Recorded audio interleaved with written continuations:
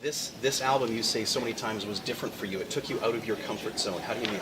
It really did. It was like working with different people and bringing something out of my songwriting that I hadn't brought out before. And it's like, I think that for me, I'd always wanted to work with Max Martin. I'd always wanted to work with Ed Sheeran and Gary Lightbody from Snow Patrol. These are people who have influenced my music for a really long time, and to actually be there with them making music was so exhilarating. Yeah, and with your music, the word genre comes up a lot, and it must get so frustrating. The word too much, too poppy. It's too country. It's too this. It's too that. What would you say to people that keep saying those things over and over every time an album comes out?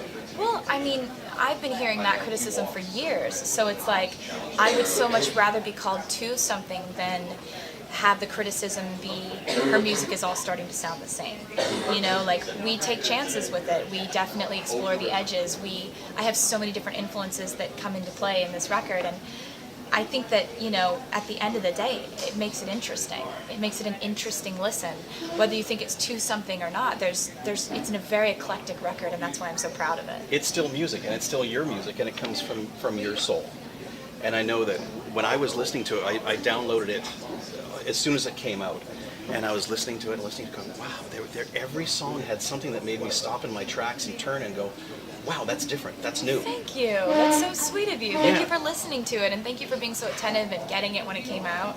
Now, I have to ask too, you're 22, and I would imagine that's where half your energy comes from, but you've been doing this for so long. The party that we had last night, the reception, your mom told a great story of when you guys came here for the first time. You were 11, and even at that age, you had so much energy taking your CDs, your demos, and running into like Mercury Records.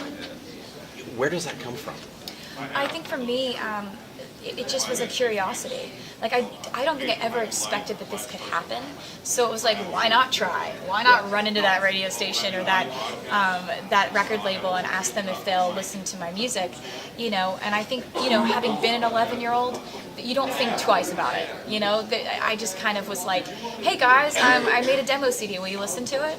And I think now looking back on that, it seems kind of absurd. Like, I look back and I'm like, that's a crazy thing to do. Maybe that's the best time crazy to do it. No little fear. Kid.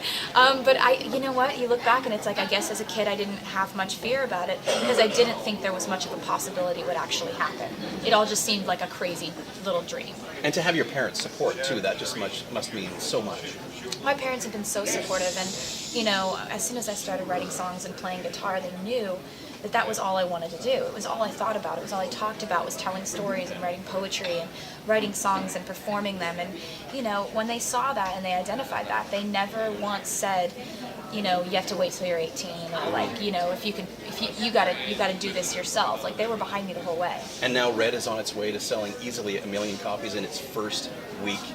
It's insane. It's an insane number, and I am so happy that the fans are doing this for me. It's unbelievable, and of course I'm knocking on wood until we actually get the final number for the week, because it's just insane that could happen.